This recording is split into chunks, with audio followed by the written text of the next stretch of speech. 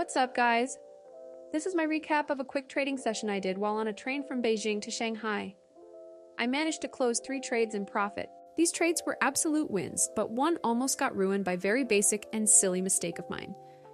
Either way, every trade was super interesting, and I think you'll find this recap useful. Let's begin. Let's start by breaking down this currency pair, which currently has an impressive 91% payout rate. Right now, the price is hitting a local support level, so let's mark that on our chart. For extra clarity, let's add a local trend line too. From the looks of it, I think the RSI indicator could also come in handy. For those who may not remember, the RSI shows whether the market is overbought or oversold. If the green line is closer to the top boundary, the market is overbought. If it's near the bottom, it's oversold. No worries. I'm working on a video that'll walk you through my top picks for indicators, including an in-depth look at the RSI.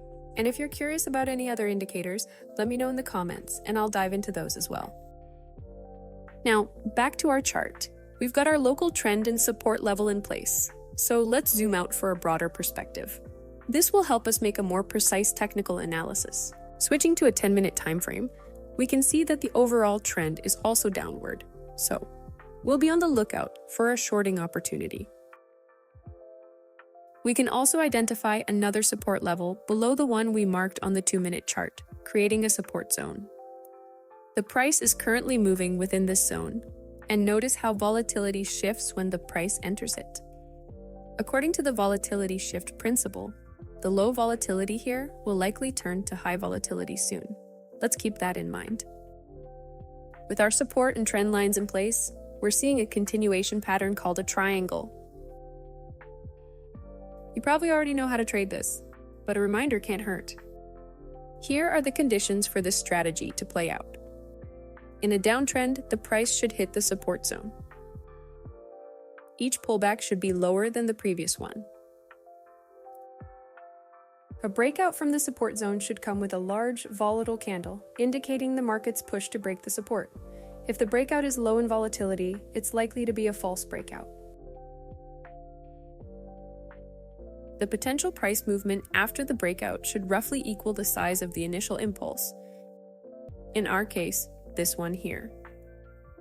After 7 low volatility candles, the price finally broke out of the support zone to retest the trend line, showing high volatility. I'll stick to my strategy and enter a trade when the price comes back into the support zone.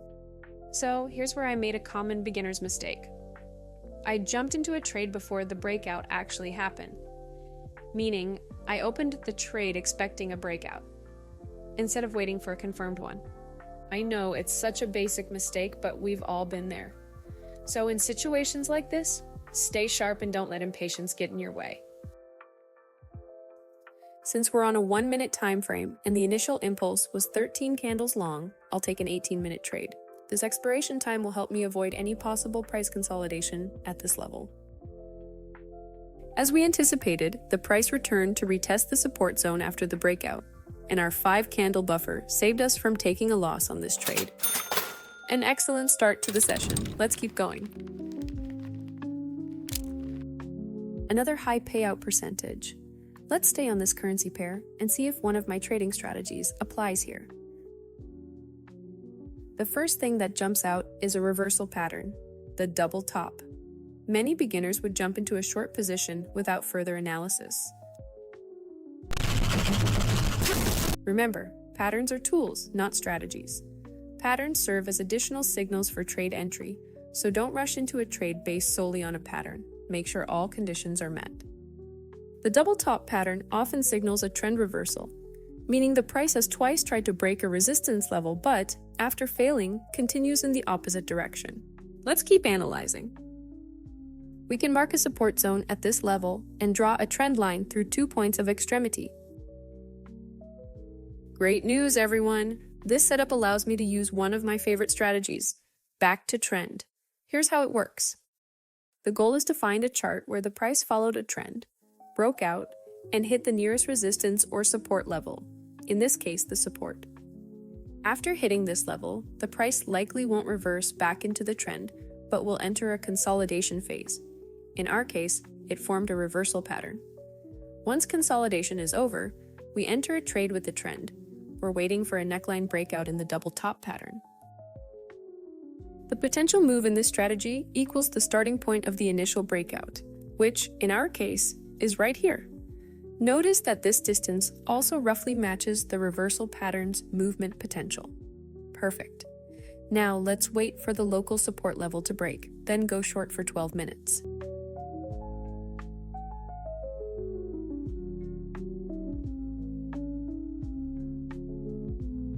As expected, the potential move equaled the distance from the breakout point to the height of the first peak. I love this strategy, and I'm thrilled to share it with you. Give it a try. Since we're down to the last trading hour, there are only 2 currency pairs left with decent payout rates. Let's work with what we've got. Currently, the price is moving in an impulse correction sequence, allowing us to use the Fibonacci lines for analysis. The strategy here is called double impulse. Here's the quick version. We look for a sharp price impulse, followed by consolidation, then another sharp impulse. We set up Fibonacci lines like this. 0 point marks the start of the first impulse, including the candle's wick, and 1 marks the end of the first impulse. Typically, the second impulse's price movement ends at 1.618. But for added confirmation before entering a trade, we need more signs of a price halt. In this strategy, additional signals are provided by the RSI and long wicks near 1.618. Let's go over this. First, we see price consolidation with low volatility. Then above that, a sharp price drop with more consolidation after, and another sharp drop before that. Using Fibonacci lines, we set 0 at the start of the first impulse and 1 at the end. Now look, the price has stopped at 1.618. The level is hit, so let's find more confirmation. Notice the candle wicks. It seems the second impulse is over, and the price is being pushed up. Also, the RSI shows the market is oversold. These signals confirm the impulse has ended, and a correction phase is beginning. The potential movement here is half of the initial correction, with an expiration time of 3 to 7 candles. Since it's a 1-minute time frame, I'll go long for 5 minutes.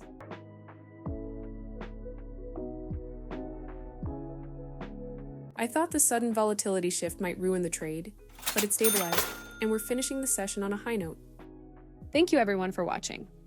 If you found this video helpful, I'd really appreciate it if you like it and subscribe to my channel. I'm new to YouTube and my channel is very little yet, so your support means a lot to me. I'll see you in the next video.